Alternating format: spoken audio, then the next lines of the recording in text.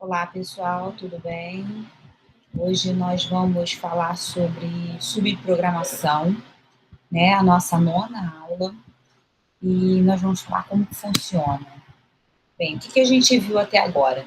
A gente viu programas que usam apenas sequência, repetição e decisão, né? A gente viu que a gente tem uma capacidade de resolver diversos problemas, mas difícil de resolver problemas grandes. Então, quando a gente tem problemas grandes, às vezes fica a dificuldade da gente entender a dinâmica do problema, do programa. Então, em algumas situações, ou em várias situações, na verdade, é necessário a gente repetir o mesmo trecho de código em diversos pontos do programa. Então, quando isso acontece, a gente pode utilizar de uma ferramenta que é o que nós chamamos de subprogramação, né? São as funções, né? Então, como que funciona isso? Então, na verdade, essa aula é uma aula para a gente diminuir, enxugar o nosso programa o máximo que a gente pode, né? Onde há repetição de alguns trechos do programa, de modo a ficar mais conciso, né? Menor um pouco nosso programa e de fácil resolução e de fácil entendimento. Então, por exemplo, max igual a 4, soma igual a 0, for i in range max, soma é igual a soma mais i, print soma. Depois ele faz soma igual a 0 novamente, né? Ou seja, 0 novamente a variável soma. For x in range 10, 50 de 10 a 10 e faço soma igual a soma mais x. Print soma. Observe que tanto o primeiro bloco quanto o segundo, ele faz a mesma coisa. Porém, o primeiro for, eu não consigo acoplar no segundo, porque o segundo, ele está sendo fixo os valores de início e de fim, né? Mas também está aumentando o meu espaçamento, ou seja, o quanto que ele dá de espaço. Já o primeiro for, ele, na verdade, ele também fixa o início e o fim, só que o fim foi dado inicialmente, e o meu iterador é de tamanho 1. Então, o segundo é de tamanho 10, o primeiro é de tamanho 1. E o início e fim são distintos também. Dessa forma, eu preciso de 2 programas. Mas quando a gente utiliza de um subprograma, a gente pode diminuir isso, já que o primeiro for e o segundo for, eles me geram o mesmo trecho de repetição. Então, como que a gente funciona?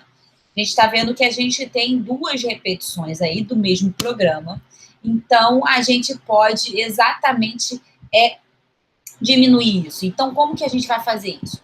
Antes da gente fazer isso, eu dou um outro exemplo, que é o segundo exemplo, em que ele lê 2 valores, x e y, calcula a média de x e y. Depois ele lê 2 valores a e b, ele calcula a média de a e b. Depois ele pega, multiplica A por X e guarda isso em uma variável A. Multiplica B por Y e guarda esse valor, esse resultado em B. E depois calcula a média de A e B. Ou seja, o cálculo da média é repetida 3 vezes, né? O que está em azul. Então, a gente pode utilizar de um subprograma que calcula a média, sem eu precisar calcular a média várias vezes, utilizar da fórmula várias vezes. Então, como funciona isso, né? Como que a gente vai fazer isso? Problemas dessa repetição. Quais são os problemas existentes quando a gente tem esse tipo de repetição? O programa fica muito grande, né? Porque tem várias coisas repetidas em que a gente pode enxugar, né? Os erros ficam difíceis de corrigir também. Então, fica mais difícil de eu olhar para aquele código, porque você olha aquele código denso, né? Então, aquilo vai te deixando desanimada para fazer a procura do erro, né? E aí você acaba esquecendo também, se o erro estiver dentro de algo que é repetido, você acaba esquecendo que tem que fazer a correção nas N possíveis repetições do trecho, do código, né? Então, isso é um dificultador. Então, a gente utiliza do subprograma para isso, para diminuir o programa e também para diminuir os erros. Solução, subprogramação. Então, a gente definir o trecho de código que se repete, a gente define como uma função, né, que é chamada no programa, e a função ela é definida uma única vez e ela é chamada várias vezes dentro do programa sempre que for necessário. Então, como que vai funcionar? No exemplo 1, o que a gente faz? A gente faz uma função, e aí, quando a gente está falando de função, a gente precisa escrever de uma forma um pouco diferente, porque aí a gente chama de def. Então, o que você quer fazer? Então, def você chama calcula-soma. Então, a calcula-soma do mínimo, do máximo e o tamanho do incremento que você está calculando, né? Então, soma é igual a 0, inicialmente, você faz for i in range mínimo, máximo, incremento, soma igual a soma mais i. E precisa do return soma, ou seja, a variável que vai retornar, que é a soma, é a variável que vai retornar para o programa principal. E aí o programa principal, ele é exatamente o quê? A gente calculou soma 2 vezes. Então, a primeira vai ser S igual a calcula soma, inicia no 0, vai até o 4, incremento 1. Depois disso, ele printa a soma e depois ele calcula novamente, né? Ou seja, ele printa o cálculo da soma, ou seja, dessa função de 10, iniciando em 10, terminando em 50, mas incrementando 10 a 10. Então, aí você chama novamente. Então, quando você chama calcula soma 0, 4, 1, você vai lá para a sua função, ele vai calcular, ele vai retornar a soma. Quando ele retorna a soma, você está chamando de S essa soma, então S vai ser igual a soma. Ele printa o S e depois, novamente, ele faz o cálculo. Ok? Beleza. Então, como é que é o fluxo da execução? O programa principal está aí, esse é o primeiro programa que tem a setinha em vermelho. Você faz toda a dinâmica, chegou no momento que você precisou de uma função. Chamei função de A0. Ele sai do programa principal, vai para a função, ele calcula essa função. Dentro dessa função, ele está novamente chamando uma outra função. Ele vai entrar no programa, vai calcular essa nova função. Essa função ela retorna para a função A, tá? Ele faz a função do retorno A e volta para o programa principal.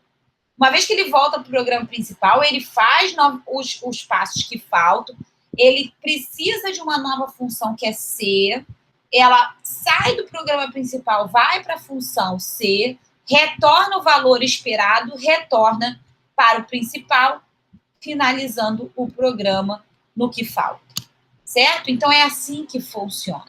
Então, fluxo de execução, né? A gente exatamente colocou lá, def, calcula a soma mínimo, max, incremento. Então, soma igual a 0. For i, in range mínimo, máximo, incremento, soma igual a soma mais 1. Retorna a soma. Então, o que ele faz? Ele faz primeiro o cálculo da soma de 0, 4, 1, vai para o def, retorna a soma, vai no print, depois ele novamente chama a soma novamente. Ok? Então, a execução começa no primeiro comando, que está fora de uma função. E aí ele faz exatamente o cálculo, depois ele volta para o print, depois ele vai, né? Ele pega essa soma, vai novamente para o print, faz o cálculo, retorna a soma e retorna o valor que ele quer. Beleza. Como que a gente declara a função? Eu já falei, mas a gente formalmente a gente coloca def, nome da função, os parâmetros que você precisa, então a quantidade de parâmetros ela é, né, finita, mas você pode usar quantas você quiser. Depois você coloca 2 pontos e dá os comandos. E aí você dá os comandos. Depois que você dá os comandos, você retorna a variável ou o valor que você quer, tá? Então, pode retornar uma variável, pode retornar um valor. Né? Então, se você, pelo exemplo da soma, a gente vê que a gente bota o def, calcula a soma, e quem está retornando é exatamente soma, né? É um valor. Beleza. Exemplo. Se a gente tiver, por exemplo, um exemplo, 2 funções, né? A primeira função é def, calcula tempo. Então, você precisa dos parâmetros velocidade e distância, né? Tempo, então, vai ser igual a distância sobre velocidade, e ele vai retornar para o programa principal a variável tempo, o valor tempo. Depois, um outro programa, uma outra função, calcula distância. Calcula distância é velocidade e tempo, e a distância vai ser exatamente igual, a velocidade vezes tempo. Ele retorna a distância. E aí, o programa principal, ele calcula o quê? T igual a calcula tempo 10,5, print T, depois D é igual a calcula distância 5,4, depois printa D. Então, ele faz o cálculo do tempo, printa T, depois ele faz o cálculo da distância e printa D. Ok? Beleza. Importante lembrar, um programa Python pode ter 0 ou mais definições de função. Então, o programa pode chamar várias vezes as funções, pode chamar várias vezes a mesma função, pode ter várias funções sendo chamadas, tá? Então, uma função também pode ser chamada 0 ou mais vezes, então, acabei de falar isso. Uma função só é executada quando ela é chamada, então ela só vai ser executada quando for chamada, tá? 2 chamadas de uma mesma função usando valores diferentes para os parâmetros da função podem produzir resultados diferentes, e aí a gente acaba realmente, isso vai acontecer várias vezes, né? Então, você vai chamar a função, mas se os parâmetros, valores são diferentes, você vai ter, pode ser que você tenha resultados diferentes. Escopo de variáveis. Então, as variáveis podem ser locais ou globais. Aquelas locais são aquelas da função, né? Então, as variáveis locais declaram dentro de uma função, são visíveis somente dentro da função onde elas são declaradas, são destruídas ao término da execução da função. Então, as locais estão dentro das funções e elas são eliminadas quando voltam ao programa principal. Variáveis globais são declaradas fora de todas as funções, né? E elas são visíveis por todas as funções do programa quando elas são chamadas. Então, variáveis locais. Quando a gente falou do programa calcula tempo, a gente vê que a variável tempo é uma variável local, né? Ela só está ali dentro da função. E o mesmo acontece na variável distância, que ela está dentro da função calcula distância. Agora, se eu quiser as variáveis globais, aí eu já vou ter variáveis, voltando, eu vou ter já variáveis dentro do programa principal. E aí, no caso aqui, é o T e o D, tá? Outras variáveis que são locais, né? Velocidade e distância e velocidade e tempo. Elas são locais porque elas estão somente dentro da minha função, não estando na minha função, no meu programa principal. As variáveis globais, como eu disse, é T e D, certo? Ok. Uso de variáveis globais versus variáveis locais. Alguns cuidados a gente tem que ter, né? Quais são os cuidados que a gente tem que ter com o uso de variáveis globais dentro de função? Dificulta o entendimento do programa, porque quando você usa uma variável global, uma variável em que ela está tanto no principal quanto na minha função, você pode confundir com a variável principal, né?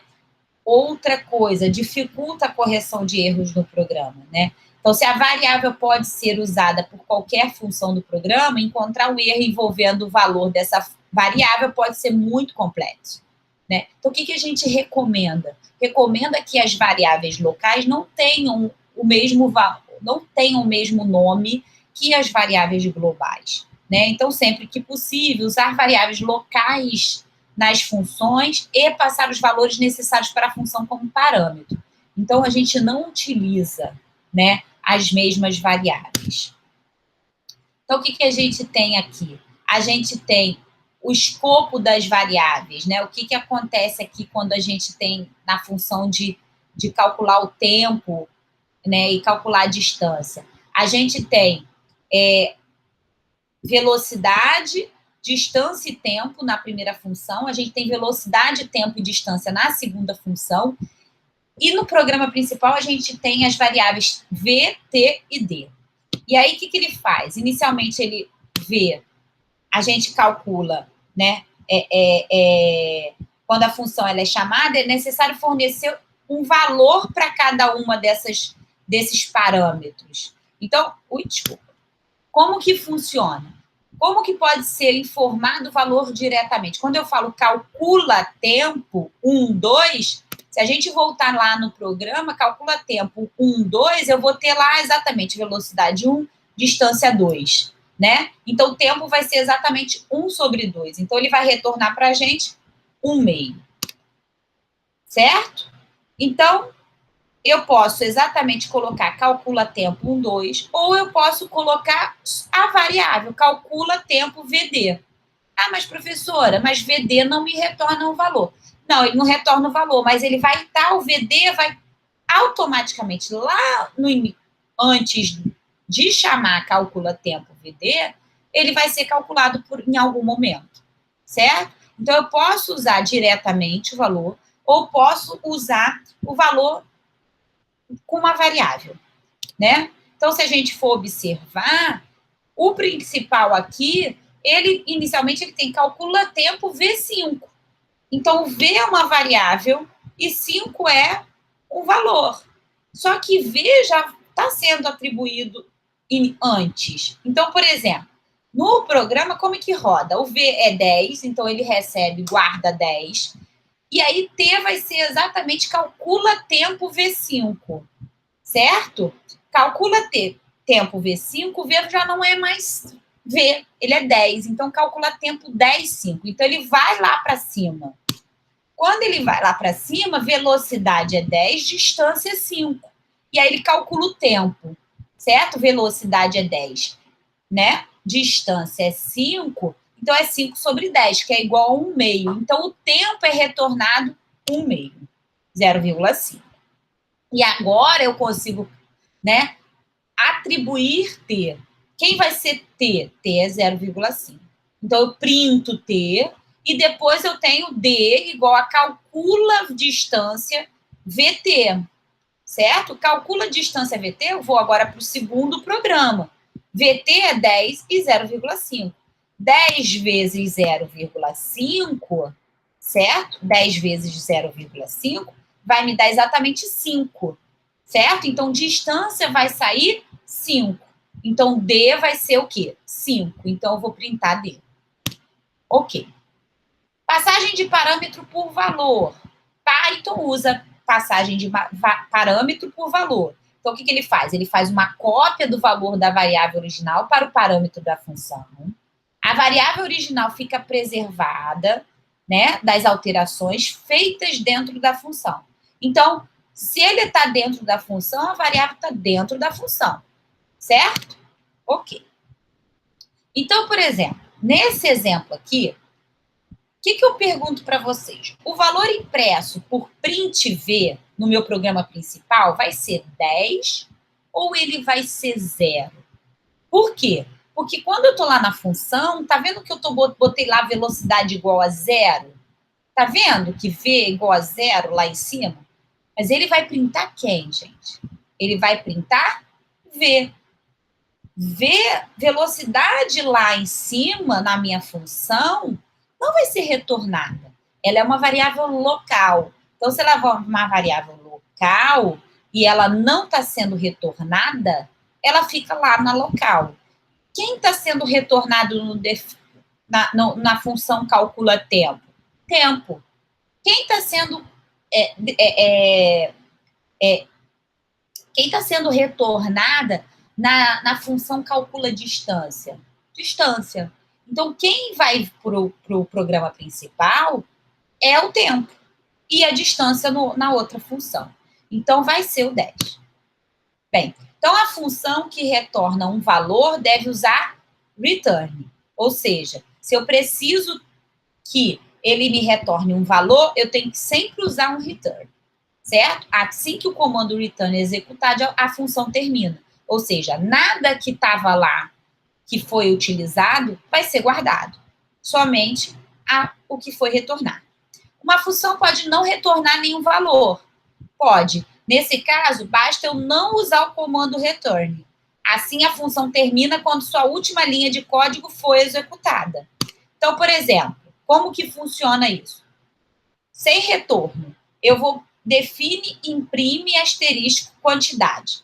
For i in range, quantidade. Então, print esse monte de estrela. Quando eu vou para o programa principal, eu botei imprime asterisco 2. Então, ele vai imprimir 2 bloquinhos desse aí, print. Certo? Somente isso.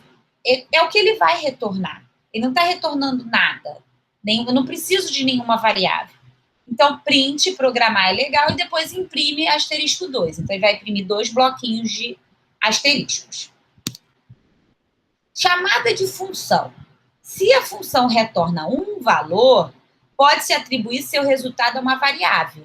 Então, você pode, exatamente, M é igual a maior V, tá? Então, ele vai retornar uma variável. Ele vai retornar um valor que foi dado a alguma variável, certo?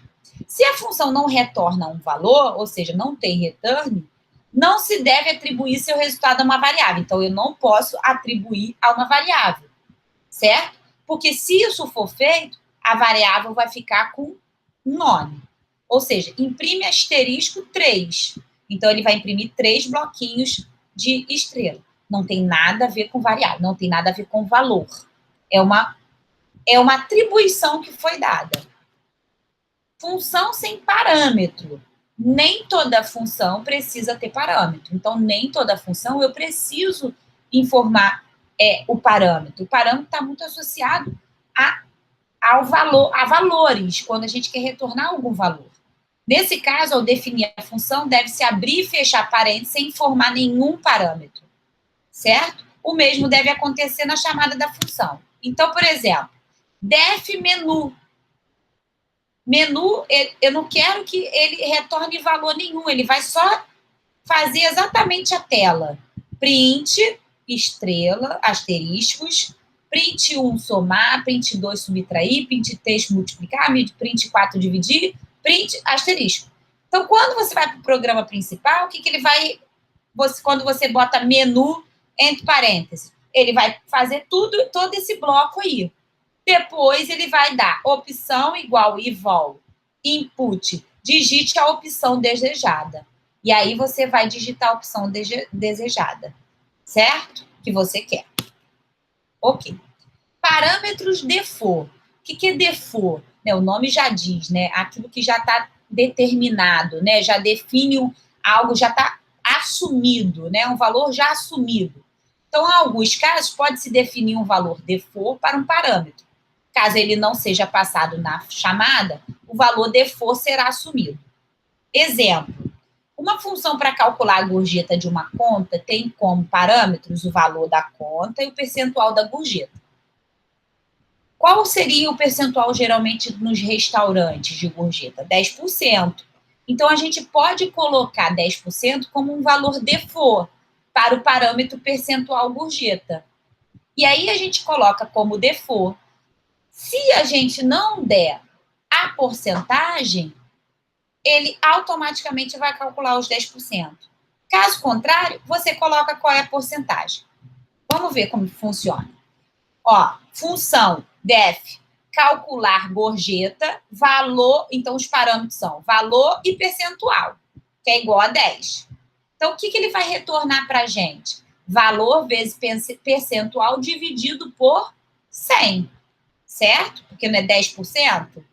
É 10%. Então, se default é 10%, o que ele faz? Se eu chamar gorjeta igual calcular a gorjeta 400, automaticamente ele vai como default os 10%. 10%. Então, o que ele vai imprimir? O valor da gorjeta de 10% de uma conta de R$400 é gorjeta. Agora, se eu não quiser, se não for naquele restaurante 10%, o que eu faço? Gorjeta é igual a calcular gorjeta 400,5. Ou seja, ele vai mudar de 10 para 5, certo? Então, eu diminuo, né? Quando a minha gorjeta não é informada, eu chamo a função usando como parâmetro a gorjeta 10, certo? Que é o meu default. Ok? Caso contrário, a gente coloca o parâmetro. Uso de variáveis globais. Variáveis globais podem ser acessadas dentro de uma função. Elas podem ser. Porém, elas podem complicar, tá? Se for necessário alterá-las, é necessário declarar essa intenção escrevendo no início da função o comando global, nome da variável. Exemplo. Variáveis globais acessadas na função. Def maior, se A for maior que B, retorne A. Se não, retorne B. Aí você vai lá para o principal. A é igual a 1, B é igual a 2. M é igual a maior para saber qual que vai retornar. Vai retornar A ou vai retornar B? Certo? Print M. Não é legal. Por quê? Porque se eu trocar, tá? Se eu quiser fazer uma troca de variáveis, eu vou trocar e eu vou trocar lá no meu def também, certo? A é igual a 1, B é igual a 2, então eu coloco C e D lá no meu maior, porque a prática não é boa, tá? Uma pior ainda, tá? É você exatamente fazer o seguinte, olha, chamei def maior, global M, ou seja, agora eu fiz um comparativo. A é maior que B, o que ele vai receber? M igual a A. Se não, M igual a B. Certo? Só que eu defini M igual a 0 lá no principal. M é igual a 0, A igual a 1, B igual a 2. Maior vai receber quem? M. Aí, ele vai receber o valor, mas o M está lá em cima, né? Então, assim, ruim a prática. Não utilize. Troque a variável. Melhor para... O que é melhor? Troque as variáveis. Olha só, coloque parâmetros, então. Então, se você não quer usar as variáveis globais, é muito mais elegante você colocar os parâmetros. Então, coloca os parâmetros. Fica melhor. Então, você vai chamar A igual a 1, B igual a 2. Chama lá maior AB. São os parâmetros AB. Certo? E aí, você vai printar M.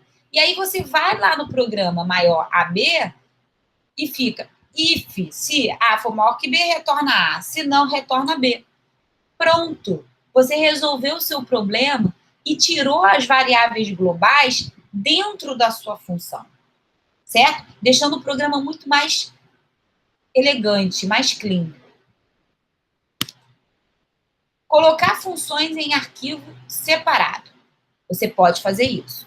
Então, em alguns casos, pode ser necessário colocar todas as funções em um arquivo separado, para que não fique aquele programa muito extenso, muito longo, muito grande. Então, como funciona e como a gente faz a chamada? Nesse caso, basta definir todas as funções no arquivo .py. Então, eu vou definir, então, por exemplo, calcula soma, calcula distância, calcula tempo. Botei o nome lá, gravei em .py. Quando eu precisar usar as funções em um determinado programa, ou seja, no programa principal, o que eu uso? Basta colocar no principal, importe o nome da minha função. como a gente utiliza import math, ou seja, é uma biblioteca que a gente utiliza, que a gente transfere as minhas funções, certo? Ao chamar a função, colocar o nome do arquivo na frente. Como que isso funciona? Eu vou, por exemplo, pegar, o def soma e def média. Então, def soma vai ser soma AB. Soma igual a A mais B, retorna soma. E def média AB vai retornar o quê? A mais B dividido por 2.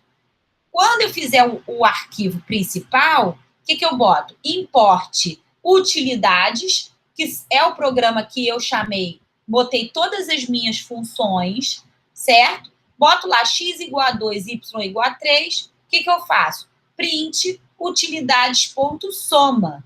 Então, eu tenho que colocar utilidades, ponto. Qual é a função que eu quero utilizar? Então, soma x, y. Print utilidades.média, xy. Porque aí ele vai buscar o meu def média. Ele não vai passar por todas as minhas funções. Ele vai apenas fazer a função que ele quer. Certo? Ok. Quais são as vantagens disso? Economia de código, né? Quais são as vantagens da subprogramação? Economizar código. Então, quanto mais repetição, mais economia. Porque a gente tem um programa pequeno em que a gente apenas chama em uma linha, a gente chama sem repetir. Facilidade na correção de defeitos. Então, quando a gente corrige, o defeito é local, a gente basta corrigir num local só, quando a gente utiliza da função. Quando a gente não tem a função e a gente chama várias vezes, ou seja, a gente utiliza várias vezes repetidamente a mesma coisa, a gente tem que trocar em todos. E isso pode gerar erro, porque você pode esquecer de fazer em algum outro. Legibilidade do código, então a gente pode dar nomes mais intuitivos a blocos de código, como a gente fez, né? Soma, multiplicação, média, certo? Que é como a gente criasse os nossos próprios comandos. Melhor tratamento de complexidade. Então, uma estratégia mais fácil, que é a chamada dividir para conquistar, onde a gente permite melhorar a nossa complexidade de programas grandes, certo? A abordagem top-down ajuda a gente pensar no qual é o passo a passo, como que a gente vai destrinchar. Então, como que funciona isso? A gente tinha inicialmente um programa principal, um programa muito grande, certo? E a gente destrinchou em vários programas menores, onde a gente ficou com um programa menor principal. Então, a gente vai para o programa principal, o programa principal precisa de uma função A, que precisa de uma função B, ele retorna, depois ele precisa de uma função C, e depois retorna. Ou seja, enxugando, deixando mais claro o problema. E aí, para finalizar, eu queria que vocês fizessem esses exercícios, né? São 4 exercícios que eu quero que vocês façam, eu deixei por último. Então, vocês vão ter aí, né, um tempinho para fazer esses exercícios, tá? E depois eu vou disponibilizar para vocês a resolução desses exercícios para que vocês tenham uma noção de como que funciona. Tudo bem? Ok. A gente fica por aqui em mais uma aula, tá? Até a próxima.